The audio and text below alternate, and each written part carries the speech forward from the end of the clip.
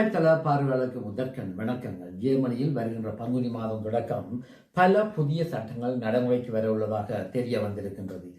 குறிப்பாக ஒருவர் ஜெர்மனியில் இருந்து வெளிநாடுகளுக்கு பணத்தை அனுப்புவதாயின் பல கட்டுப்பாடு நடவடிக்கைகளை அரசாங்கம் மேற்கொள்ள உள்ளதாக தெரிய வந்திருக்கின்றது. அதாவது குறிப்பிடப்பட்ட தொகையானது வெளிநாட்டுக்கு அனுப்புவதாக இருந்தால் இந்த அனுப்பப்படுகின்ற வங்கியானது இது சம்பந்தமாக ஜெர்மனியின் நிதி பரிவர்த்தனை இலாகாவுக்கு அறிவிக்க வேண்டும் என்றும் தெரிய வந்திருக்கின்றது. குறிப்பாக வெளிநாட்டிற்கு ஒரு பணத்தை அனுப்பும் பொழுது சிறு தொகையாக பல தடவைகள் இந்த பணத்தை அனுப்பினால் கூட இது சம்பந்தமாக இந்த குறிப்பிடத்தக்க வங்கிகள் நிதி பரிவர்த்தனை இலாகாவுக்கு அறிவித்தல் வேண்டும் என்றும், இதேவேளை நிதி பரிவர்த்தனை இலாகாவானது இது சம்பந்தமாக சில கேள்விகளை கொண்டிருந்தால் இதற்கு விளக்கம் அளிக்கும் வரையும் இந்த வங்கியானது இந்த பணத்தை குறிப்பிட்டப்பட்ட இலக்குகளுக்கு அனுப்பக்கூடாது என்றும் தெரிய வந்திருக்கின்றது. அதாவது அண்மை காலங்களாக கருப்பு பணம் மற்றும் சட்டவிரோத பண பரிமாற்றங்களை கட்டுப்பாட்டுக்குள் கொண்டு வருவதற்காக ஜெர்மன் அரசாங்கமானது இவ்வகையான நடவடிக்கைகளை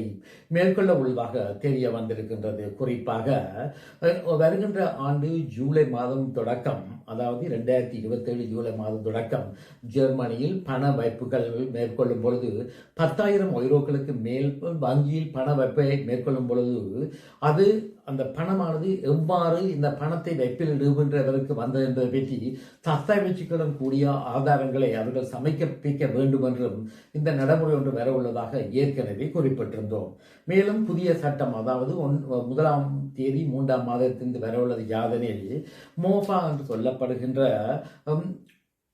வாகனங்கள் மற்றும் எலக்ட்ரோ மோட்டாராட் என்று சொல்லப்படுகின்ற மின்சாரத்தில் ஓடுகின்ற சில சிறிய ரக வாகனங்களுக்கு இதுவரை பச்சை நிறத்திலான இலக்கு தகடுகள் வழங்கப்பட்டு வந்ததாகவும் 1ஆம் தேதி 3ஆம் மாதத்திலிருந்து இவ்வகையான இந்த இலக்கரக வாகனங்களுக்கு கருப்பு நிற இலக்க தகடுகள் வழங்கப்படும் என்றும் தெரிய வந்திருக்கின்றது. அதாவது ஏற்கனவே பச்சை நிற இவ்வகையான இலக்க தகடுகள் கொண்டிருந்தால் உடனடியாக இது வைத்திருக்கின்றவர்கள் மாற்ற வேண்டும் என்றும் தெரிய வந்திருக்கின்றது. இது இவ்வாறு இருக்க ஜெர்மனியில் ஓய்வூதியம் பெறுகின்றவர்களுக்கு சில பாதகமான நடவடிக்கைகளும் நடைமுறைக்கு வர உள்ளதாக தெரிய வந்திருக்கின்றது. அதாவது ஓய்வூதியம் பெறுகின்றவர்கள் தங்களது சுகாதார காப்புறுதி நிறுவனத்துக்கு வழங்குகின்ற பங்களிப்பானது அதிகரித்துள்ளதாகவும் தெரிய வந்திருக்கின்றது. அதாவது 1/3/2026 ஓய்வூதியம் பெறுபவர்களுக்கு அவர்கள் பெறுகின்ற பணத்தில் சில குறைப்புகள் ஏற்படும் என்றும் தெரிய வந்திருக்கின்றது.